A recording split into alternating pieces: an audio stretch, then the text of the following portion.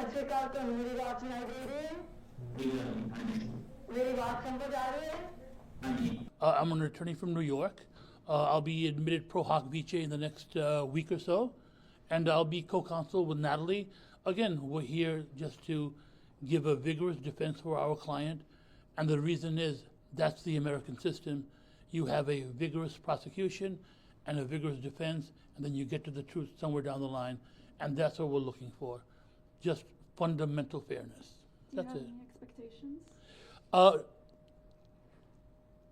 I don't expect that at the end of the day we're going to see the type of punishment that has been put out by elected officials, on this case. But I do expect fairness and a fair trial.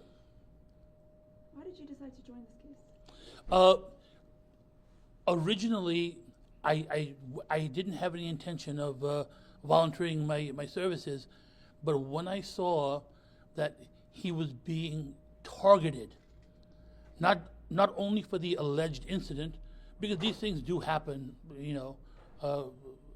over the years, but he was being targeted because of who he was. That's why we got involved. We want to take that out of the equation to make sure it's a fair playing field. Pardon me, do you mind spelling your first and last name? Sure, Tejinder, last name Bains. Hi, my name is Natalie Knight-Tai. I'm Florida and New York admitted, and I'm lead counsel for Harjinder Singh. What happened in court today, it was a docket call. We did not waive his appearance, so we wanted him to be present, but the court did try to accommodate that because procedurally, apparently, the clients are not brought into court for the docket calls. Again, the court did accommodate that, and he did appear via Zoom with an interpreter that properly interpreted for him, so that was very good. Today was just sort of a summary of what is going to be happening going forward. So there were a few issues we needed to address.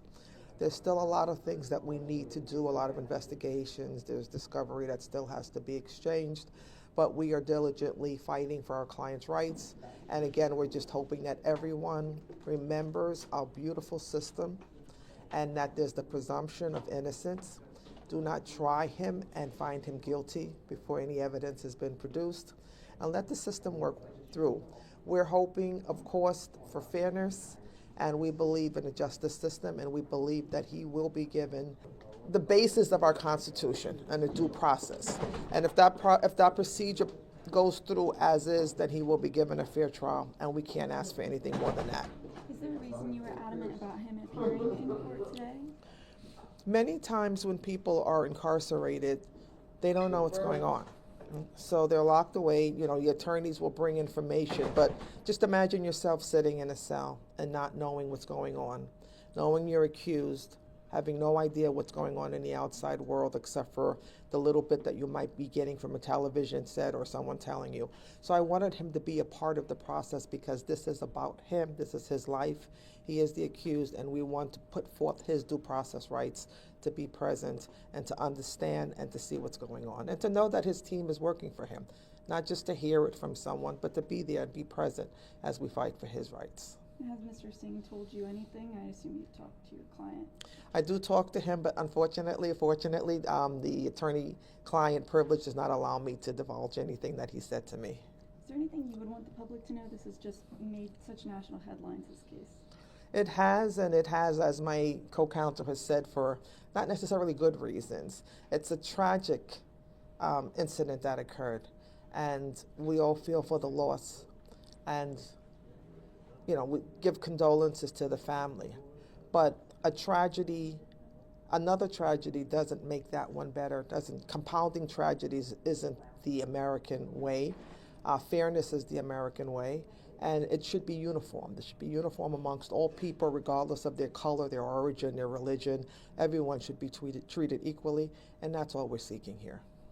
Mr. Associated Press. No, that's perfect. Can you talk about the charges that he faces currently? Right now, there are 3 counts of vehicular homicide and 3 counts of manslaughter, 1 for each of the decedents. And from here on, where do we go? What happens next? Well, the judge will be changing, as he said in court, and a new judge will take, and then the procedures will be that. But there's going to be a lot of discovery that's going to be taking place and an assessment of the case overall. Do you see this taking a while, this being a long road ahead, or what are you thinking? Well, speedy trial is the theme that we're seeking, but it also has to be thorough. So time is important, but proper representation is more important. And can you share where he's being held at this point? He is at the St. Lucie County Jail. All right. Thank you. I appreciate Thank your you.